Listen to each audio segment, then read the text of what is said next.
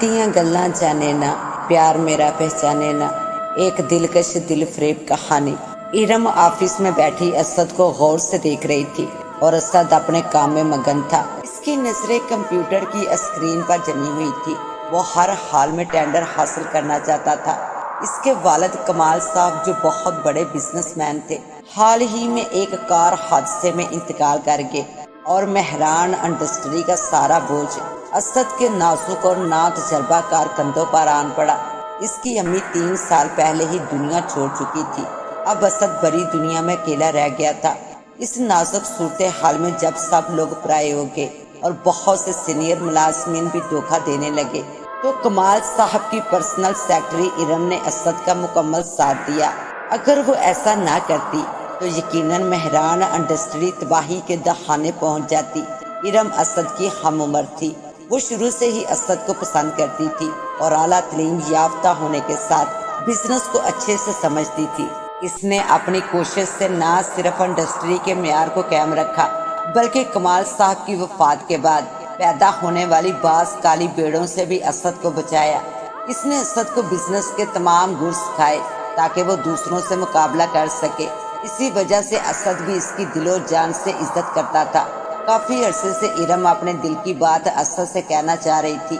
इरम असद से पकीज़ा, सच्ची और बगैर किसी लालच के मोहब्बत करती थी। आज इसने पक्का इरादा कर लिया कि मैं इससे अपना हाले दिल कह दूं। असद ने जब इरम की जवानी के नशे से भरपूर नजरों की तपश महसूस की तो बोला, मिस इरम खैरियत तो है? इरम कदरे शर्माई और बोली, असद साहब मैं काफी अरसे से आपसे एक बात कहना चाहती हूँ। असद बोला, मिस इरम आप बोलिए, बात क्या है? इरम बड़े प्यार से बोली, असद मैं शुरू से ही आपसे बहुत मोहब्बत करती हूँ। मैं आपके बगैर एक पल भी जीने का तसव्वुर नहीं कर सकती। खुदा गवाह है कि मेरी मोहब्बत बिल्कुल सच्ची और हर किस्म के लालच से पाक है। बराए मेहरबानी मुझे अपनी जिंदगी में शामिल करके खिदमत का मौका दें। तन मन सब कुछ आप पर वार दूंगी। असद हैरत से इरम की बातें सुनकर बोला, मिस इरम आप मेरे लिए बहुत काबिल एहतराम है। आप बहुत अच्छी खूबसूरत और खूबसूरत हैं। जिससे भी आपकी शादी होगी वो दुनिया का खुशकिस्मत इंसान होगा। मगर मुझे नहायत अफसोस से कहना पड़ रहा है कि मैं एक ऐसी लड़की से प्यार करता हूँ जो बहुत गरीब, यतीम और बेआसरा है। इस पूरी दुनिया में इसका कोई नहीं है। वो मेरी हम जमात रही है और अपने मामू के घर रहती है। इसका नाम नूर है। असद की बातें सुनकर इरम मसनूई मुस्कुराहट अपने हसीन लबों पर लाकर बोली, असद क्या नूर भी आपसे बहुत मोहब्बत करती है? असद ने हाँ में सर हिला दिया। इरम की खुसूसी मेहनत और महारतों से टेंडर मेहरान इंडस्ट्री को मिल गया, जिससे असद को करोड़ों का फायदा हुआ। इसी वजह से असद का शुमार बेहतरीन बिजनेसमैनों में होने लगा। जल्द ही मेहरान इंडस्ट्री तरक्की की बुलंदियों पर पहुंच गई। जब इरम को यकीन हो गया कि असद बिजनेस को संभालने और इससे अच्छी तरह वाकिफ हो गया है, तो इरम ने मुलाजमत छोड़ दी। असद की लाख कोशिश के बावजूद भी वो अपने फैसले पर डटी रही। असद ने इसे बहुत बड़ी रकम देने की ऑफर की, मगर इसने लेने से साफ इनकार कर दिया। अचानक इरम का मेहरान इंडस्ट्री से अलग होना यकीनन असद के लिए किसी हादसे से कम न था। वक्त गुजरता रहा। इरम ने असद और इसके बिजनेस से मुकम्मल कता ताल्लुक कर लिया और एक प्राइवेट यूनिवर्सिटी में बतौर लेक्चरार मुलाजमत अख्तियार कर ली। असद और नूर आपस में बहुत मोहब्बत करते थे। जालिम जमाने ने नूर से इसका सब कुछ छीन लिया था। इसके मामू ने इसे पनाह जरूर दी, मगर ममानी ने इसकी जिंदगी अजीरन बनाने में कोई कसर ना छोड़ी। इंतहाई खुददार होने के बावजूद नूर तलीमी अखराजात असद से लेने पर मजबूर थी। असद ने नूर का रिश्ता मांगा तो इसके मामू ने फौरन हाँ कर दी। चंद दिनों बाद ही दोनों की शादी बड़ी धूमधाम से हुई, जिसमें शहर के नामवार बिजनेसमैन और बाअसर शख्सियत ने शिरकत की। दावतनामा मिलने के बावजूद इरम ने शादी में शिरकत से माजरत कर ली। असद हुजला अरूसी में दाखिल हुआ तो नूर का सरापा हुस्न देखकर हैरान रह गया। फूलों की सेज पर बैठी हुस्न की देवी नहायत दिलकश और खूबसूरत लग रही थी। असद नूर का घूंघट उठाकर बोला, वाकई तुम दुनिया की सबसे खूबसूरत लड़की हो। मुझे तो ऐसा लगता है मैंने दुनिया का सबसे बड़ा खजाना पा लिया है। और फिर इसके नर्म व नाजुक बदन को प्यार करने लगा। اس کے زیورات وغیرہ اتار کر اسے گلے لگا لیا اور اس کے حسن و شباب میں گم ہو گیا۔ دنیا کے ہر انسان کی خواہش ہوتی ہے کہ ایسا وقت اس کی زندگی میں ضرور آئے۔ ابھی دونوں وصال حسن کا مزہ لوٹنے ہی والے تھے کہ فون کی گھنٹی بجی۔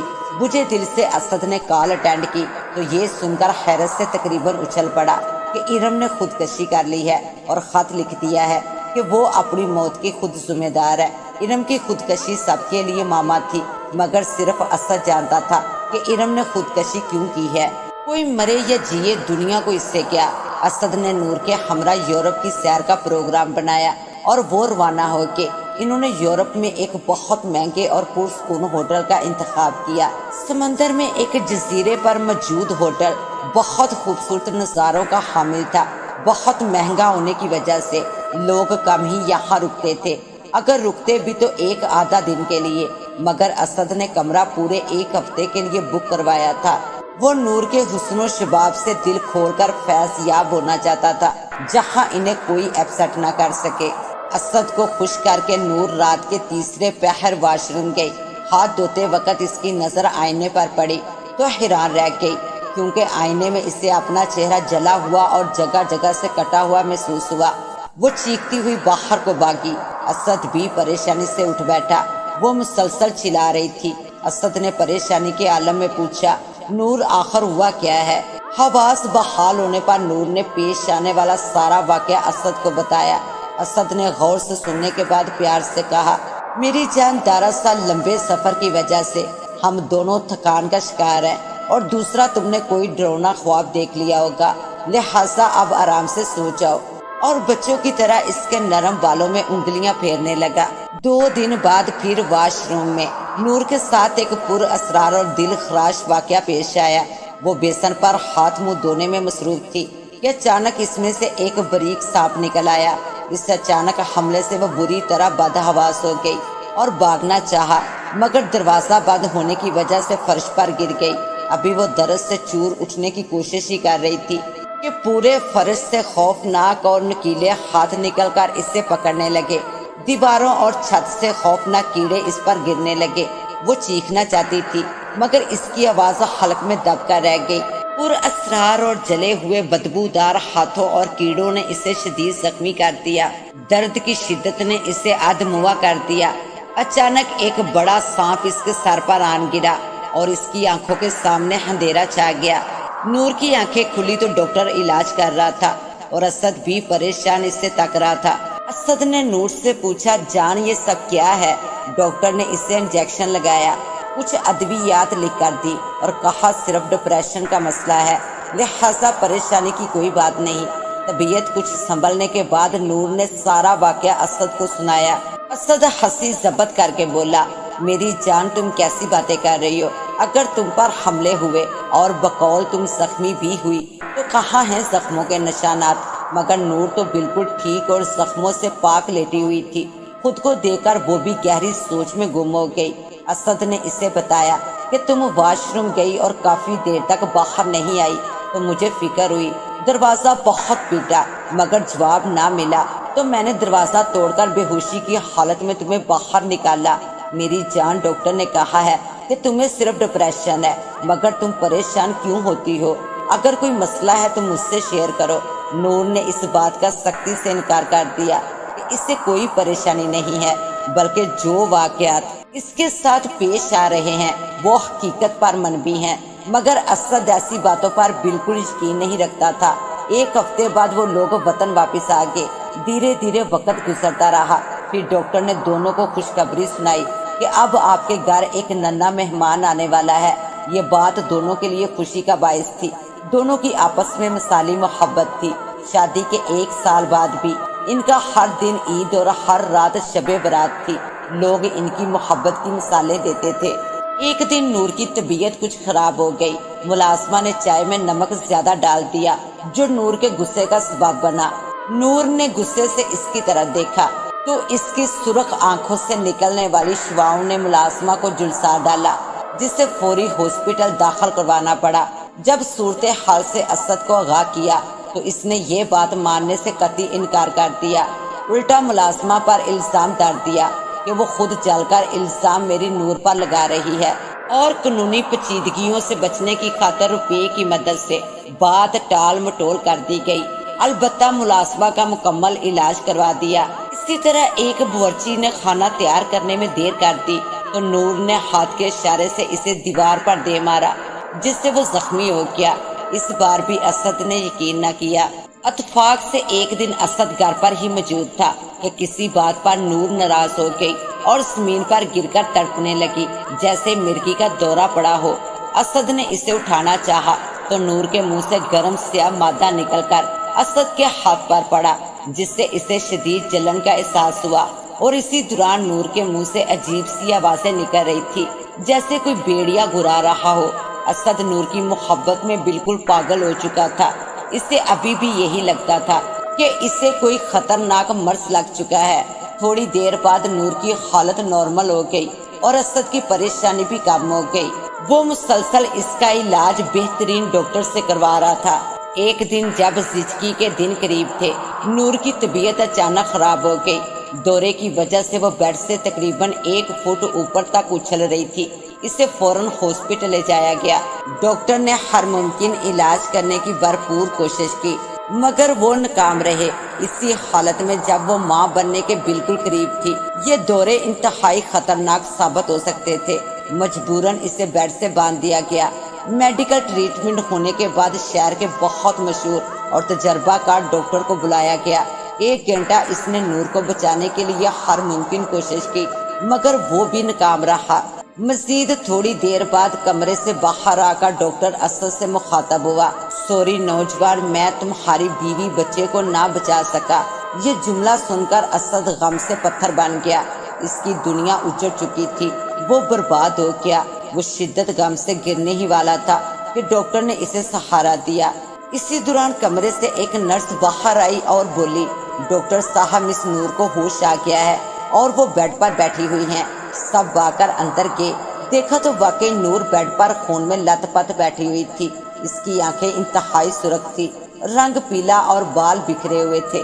ڈاکٹر نور کو زندہ دیکھ کر دم بخود اور حیران کھڑا تھا۔ اس سے یقین نہیں آ رہا تھا کہ ابھی کچھ دیر پہلے جس کو مردہ حالت میں چھوڑ کر گیا تھا وہ زندہ کیسے ہو گئی۔ ہزاروں لوگوں کو اس نے مرتے دیکھا تھا مگر جو واقعہ آج پیش آیا پہلے کبھی ایسا نہ ہوا۔ اسد کو جہاں بچہ نہ بچنے کا دکھ تھا، وہی نور کے زندہ بچنے کی بے حد خوشی بھی تھی۔ اگر نور ہے تو سب کچھ ہے۔ ڈاکٹر نے اسد کو سختی سے تاکید کی کہ 6 ماہ تک وہ نور سے جسمانی تعلقات نہ رکھے ورنہ نقصان کا وہ خود ذمہ دار ہوگا۔ اب نور پہلے والی نہیں رہی۔ غصہ، ضد اور ہٹ درمی اس کا شیوا بن چکا تھا۔ وہ بات بات پر اسد اور ملازمین سے لڑنے لگتی۔ بہت زیادہ اذیت سہ کر بھی ملازمین نور سے پیار کرتے تھے کیونکہ ان کے بقول بیماری سے پہلے نور بی بی ان کا بہت خیال رکھتی تھی۔ انہی دنوں اسد نے محسوس کیا کہ نور جنسی تقسیم کے لیے حد سے زیادہ اس کے قریب آ رہی تھی۔ حالانکہ ہمیشہ سے وہ باصبر واقعہ ہوئی تھی، وہ مسلسل اسے ٹالتا رہا۔ اسد کی اس رویے سے نور بہت دل برداشتہ ہوتی اور کھری کھری سنانے لگتی کہ اب تمہیں مجھ سے پیار نہیں رہا، اب تمہیں میرا شباب نظر نہیں آتا، سیدھی طرح کہو کہ تمہارا دل اب مجھ سے بھر گیا ہے یا کوئی اور اس میں بس گئی ہے۔ مگر اسد بیچارہ کیسے اسے بتاتا کہ میں تو خود تمہارے ملاپ کے لیے تڑپ رہا ہوں۔ ڈاکٹر نے منع کر دیا ہے۔ وہ نہیں چاہتا تھا کہ نور کو اس بات کا علم ہو اور اسے دکھ ہو۔ پھر اکثر نور کو دورے پڑنے لگے، اسی وجہ سے وہ گھر کا بہت نقصان کرتی۔ اس کی پر اسرار بیماری سے سب پریشان تھے۔ علاج متواتر جاری رہا مگر مرض بڑھتا رہا۔ ایک روز جب نور کی طبیعت بگڑی تو اس نے آنکھ کے اشارے سے گھر کے سارے قیمتی برتن توڑ ڈالے۔ حالات بہت خراب ہونے لگے۔ اسد کے علاوہ باقی سب اس بات سے متفق تھے کہ نور کے جسم میں کوئی غیر مرئی طاقت موجود ہے۔ اسد بہت پریشان رہنے لگا۔ اس نے اپنے ایک پرخلوص اور مخلص دوست طیب سے بات کی۔ غور سے اسد کی بات سن کر وہ بولا، اسد بھائی، مجھے تو یہ کسی اسیب کا معاملہ لگتا ہے۔ میں تمہیں آج ہی ایک اللہ والے کے پاس لے کر چلتا ہوں۔ وہ بہت سے علم پر عبور رکھتے ہیں، بالخصوص علم جنات پر۔ بابی کی ایک تصویر چاہیے، سمجھو تمہارا مسئلہ حل ہو گیا۔ اسد ایسی باتوں پر یقین نہیں رکھتا تھا، لیکن طیب کے اصرار پر وہ جانے کے لیے راضی ہو گیا۔ 1 گھنٹے بعد وہ شاہ صاحب کے آستانے پر موجود تھے، جو شہر سے بالکل ہٹ کر بنا ہوا تھا۔ طیب نے ساری تفصیل سے شاہ صاحب کو آگاہ کیا اور نور کی تصویر دکھائی۔ تصویر غور سے دیکھنے اور منہ میں کچھ پڑھ کر شاہ صاحب بولے، آپ میرے ساتھ کیسا مذاق کر رہے ہیں؟ ایک ایسی لڑکی کا مسئلہ میرے پاس لے کر آئے ہیں جو مر چکی ہے۔ اسد یہ بات سن کر تل ملا اٹھا اور طیب سے مخاطب ہوا، میں نے تمہیں کہا تھا نا کہ یہ سب ڈونگ ہے۔ ارے میری نور تو گھر میں بالکل زندہ موجود ہے اور وہاں سے نکل آیا۔ روز بروز نور کی حرکتیں پر اسرار ہو رہی تھی، وہ جنسی خواہش کی تکمیل کے لیے حد سے گزر رہی تھی۔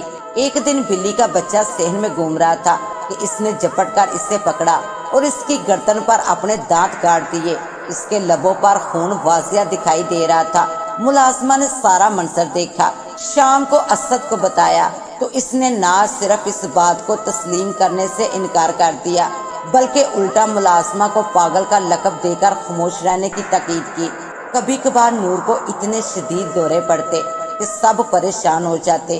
اس کے منہ سے دل خراش آوازیں نکلتی اور کبھی دھواں نکلتا۔ اسد آج گھر میں تھا، دورے کی وجہ سے نور بیڈ سے کافی اوپر اچھل رہی تھی، اسے سنبھالنا ناممکن ہو رہا تھا۔ ڈاکٹر کو بلایا گیا، طیب بھی پہنچ گیا۔ نور کی خطرناک حالت سے ڈاکٹر بھی مایوس ہو گیا، کیونکہ اس پر کوئی دوا اثر نہیں کر رہی تھی۔ اس نازک صورتحال کو دیکھ کر طیب نے نرمی سے اسد کو سمجھایا کہ قدرت کے کھیل نرالے ہیں، جنات کی موجودگی کا ذکر قرآن مجید میں بھی واضح ہے، لہٰذا میرے ساتھ چلو، شاہ صاحب انشاءاللہ ہمارا مسئلہ ضرور حل کریں گے۔ اسد اپنی ہٹ درمی پر قائم رہتے ہوئے بولا، یار میں کیسے اس ڈونگی پر یقین کر لوں؟ دیکھو تمہارے سامنے میری نور پڑی ہوئی ہے، مگر وہ اسے مردہ قرار دے رہا ہے۔ طیب زبردستی اسے شاہ صاحب کے پاس لے جانے میں کامیاب ہو گیا۔ شاہ صاحب کسی کتاب کا بغور مطالعہ کرنے میں مصروف تھے۔ وہ بغیر دیکھے دونوں کو مخاطب کرتے ہوئے بولے، مجھے یقین تھا کہ تم آؤ گے اور ضرور آؤ گے۔ طیب نے عاجزانہ لہجے میں ان سے کہا، برائے مہربانی شاہ صاحب اسد کے لیے کچھ کریں، یہ بہت پریشان ہے، اور شاہ صاحب کے سامنے ہاتھ جوڑ دیے۔ یہ دیکھ کر شاہ صاحب نے زمین پر قدرے بڑا حصار کھینچا، ایک تازہ لیمو حصار میں رکھا اور تینوں حصار میں بیٹھ گئے۔ شاہ صاحب نے دونوں کو خبردار کیا کہ کسی بھی صورت حصار سے باہر نہیں نکلنا۔ شاہ صاحب نے اسد سے کہا، بیٹے دراصل تمہاری بیوی واقعی مر چکی ہے، اور جو لڑکی تمہارے گھر میں ہے، میں آج اس معاملے کو حل کروں گا اور اس کو ابھی اسی وقت یہاں حاضر کرتا ہوں۔ اگر وہ کوئی غیر مری مخلوق ہوئی تو یہ لیمو سرخ ہو جائے گا، اگر نہیں تو معاملہ کوئی اور ہے۔ پھر شاہ صاحب منہ میں کچھ پڑھنے لگے۔ تھوڑی ہی دیر میں وہاں زلزلے اور طوفان کی سی کیفیت پیدا ہو گئی، مگر شاہ صاحب پڑھنے میں مصروف رہے۔ ہر چیز ادھر ادھر بکھرنے لگی اور پڑا ہوا لیمو سرخ ہو گیا، جسے دیکھ کر طیب اور اسد حیران رہ گئے۔ اسی دوران کمرے میں سرخ روشنی پھیل گئی اور روشنی میں سے نور نکل کر سامنے آ گئی۔ آتے ہی غصے سے بولی، او بڈھے، تم نے مجھے یہاں بلا کر اچھا نہیں کیا۔ تم تو کیا، تمہارے جیسے سینکڑوں ڈونگی بھی میرا کچھ نہیں بگاڑ سکتے۔ شاہ صاحب سخت لہجے میں بولے، اب تم یہاں آ تو گئی ہو، مگر واپس ہرگز نہ جا سکو گی، اور کیوں تنگ کر رکھا ہے ان بے گناہ لوگوں کو؟ انہوں نے آخر تمہارا کیا بگاڑا ہے؟ اس نے جواب دینے کی بجائے منہ سے آگ کے شعلے ان کی طرف پھینکنے شروع کر دیے، جو حصار تک پہنچنے سے پہلے ہی ٹھنڈے ہو گئے۔ پھر اس نے بہت سے سانپ پھینکے، مگر وہ بھی حصار عبور نہ کر سکے۔